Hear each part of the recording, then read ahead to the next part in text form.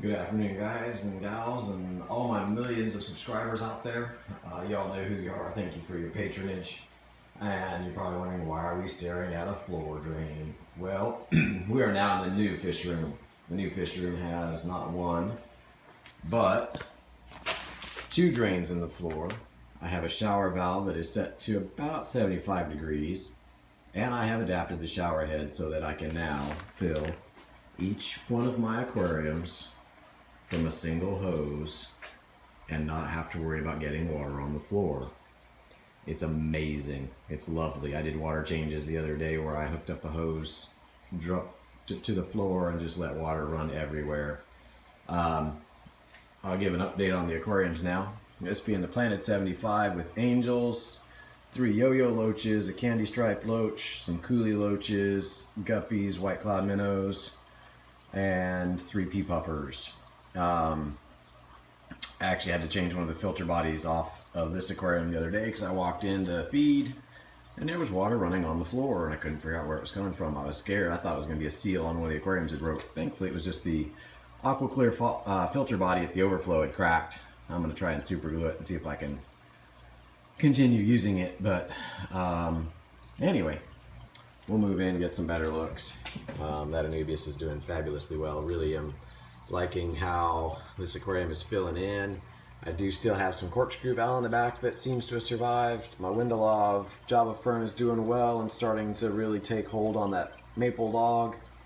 I moved all 3 of my yo-yo loaches in here and they were doing really well. I thought about moving them out, but when I moved the aquarium I forgot to catch them, and now that the aquarium's full I don't feel like draining it down to do it again. Here's one of my lovely coolie loaches. You can see another one there in the back, hopefully. Love those guys, some of my favorite fish. There's a candy stripe in here too. Doesn't come out as much. I moved it in here with the other loaches hoping I would see it more, because in the 30-gallon bow front I never saw it at all once I re-aquascaped it.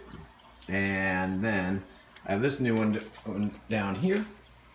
Big shout out to Sir Keith on the Washington Fish Box who gave me his Synodontis angelicus.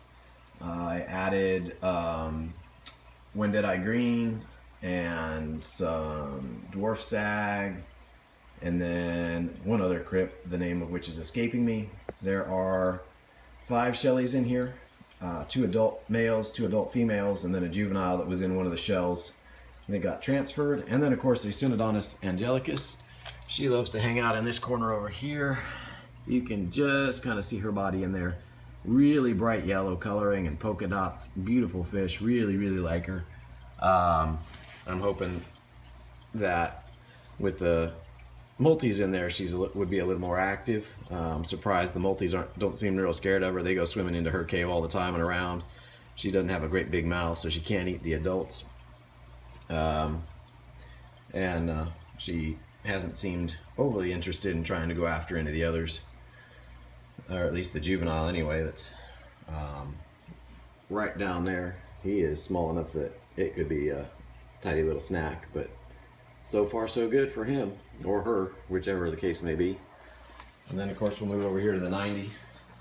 I took all of my fine cabinetry skills to be able to build this here stand out of cinder blocks and treated 2x6s, but I must say I'm pleased with how the fine edgery came out. The silver dollars of course went spastic in the move and were beating themselves up. I did notice some damaged fins here and there, and I was able to I just let them alone, waited, see what would happen. They've all healed up nicely and have settled in. There's a large common pleco in here, a couple bushy nose plecos, a male and a female, the flagtail portholes, a spotted and a striped Raphael. What else is in here? No, that's about it, other than angels all. I do keep having angels spawn periodically. They don't go anywhere because they'll get eaten by whatever's living in here before they have a chance. And of course they always choose the uplift tubes. I don't know why. It'd be nice if they would choose something easier to move out of the aquarium, and then I could maybe get a chance at raising them up to wrigglers or something else. But I don't know if I can see anybody hiding out in the pleco caves at the moment, but doesn't look like it, so I'm not sure where they are. There's the big common pleco underneath. Apologize for the glare coming from all the natural light coming in the windows. It's so lovely. But we'll move on now to, that's the feeder guppies. I do on occasion feed the guppies to the angels. There's also ram's horn snails in there for the pea puffers. Oh yeah, the greenhouse. I cleaned out the greenhouse, moved the Rhenecari, Alternanthera Rhenecari red dwarf into the silver dollar tank as food. That's a peace lily. There's some Java moss laying on a piece of wood that I'm hoping it will attach to in the immersed. And then we'll submerge it and see how it does. Read the labels. I grabbed that plant because it said Brazilian sword. I should have read the Latin name and then looked up the Latin name because the Latin name translates peace lily. It is a terrestrial plant, not an aquatic plant, and it will not survive underwater. So read the labels. The label even said something about it being a great terrarium plant. So I'll grow it bigger here, and then I'll move it into a pot and put it upstairs with the rest of my wife's plants. And then moving down to the 29-gallon planted aquarium with the cherry shrimp, the 3 last zebra danios that need to be moved out of there, ghost shrimp and guppies. That is dwarf sag. Dwarf sag is not a dwarf. It will grow to 14 or more inches. And there's guppy grass. There's When-Did-I bronze, When-Did-I green. I think there's some parva. I forget what else. Doing pretty well. I really am happy with this tank. The cherry shrimp are continuing to spawn and produce more. I'm trying to get the zebra danios out of there because I think they might be preying on the shrimp in the infant stage since they are tiny. And I want more shrimp because I love that bright red and the way they just pop out on you. A background with that green, and they're just beautiful. Moving on from there to the 100-gallon with all of my beautiful multis. If you go back and look at some other videos, you can see that I have changed the way this tank looks. Added some more Anubias. Took out some of the sand. I don't even bother trying to count how many's in there. There's just more than I can count. There is a Synodontis multipunctatus catfish in there to help kind of control the population, as well as some Nerite snails to eat the algae. Doing pretty well. Again, this is another stand that took all kinds of fine cabinetry skills to turn out that beautiful look. Went through a couple packages of shims, getting everything nice and level, and making that 10-foot beautiful stand happen. Those 2x6s are treated 2x6s. They were on Home Depot's reject pile, so they were 70% off. I paid $3.88 a piece for 6 different 2x6s. And then it was $1.29 a piece for those beautiful cinder blocks. I'm in the fish room. What do I care what it looks like? I just want to look at the fish. This here is my 35-gallon bow front with my 5 emerald cory cats. There's a juvenile bushy-nosed pleco there on the right, a black moor, and some zebra danios. I would like to get some more cory cats. I want to try and get these guys to spawn, which would be really cool. Forget what plant that is. Pulled it out of the greenhouse, split it into 2 pieces. There is Wendelov and Narrowleaf and Bulbetus on that piece of wood in there.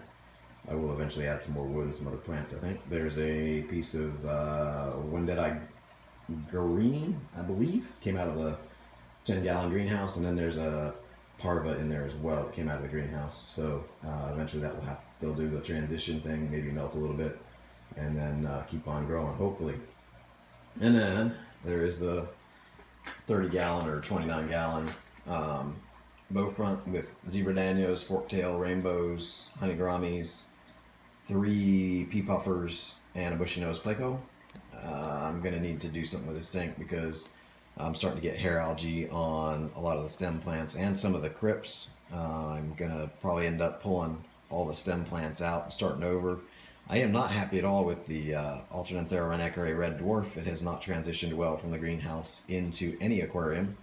It didn't do well in any aquarium where it went into immediately without having to transition. So I will not be doing that one again. The Wendelov in here is starting to get some hair algae on it. I need to move it into a dark spot and kill the algae off and then put this back in. The light on this aquarium is only on for about 6 hours with all the natural light that it gets. Of course, the hair algae started growing before that. And I am thinking about redoing this aquarium. I'm going to paint the front of it so that the bow is painted, and then I'm going to turn it around backwards, put a canister filter on it, and run it that way with a flat front instead of the concave or convex or whatever, the curve that distorts the view a little bit, and we'll see how that goes. And then, of course, I am also working on the 220-gallon aquarium. I've got the back painted. I cleaned all the black paint off that was so ugly. And then I will build another beautiful cinder block and 2x6 stand for it.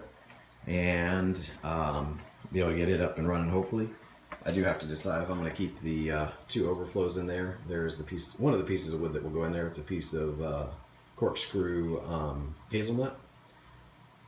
And looking forward to that. I'm getting pretty excited. I got the new center brace today.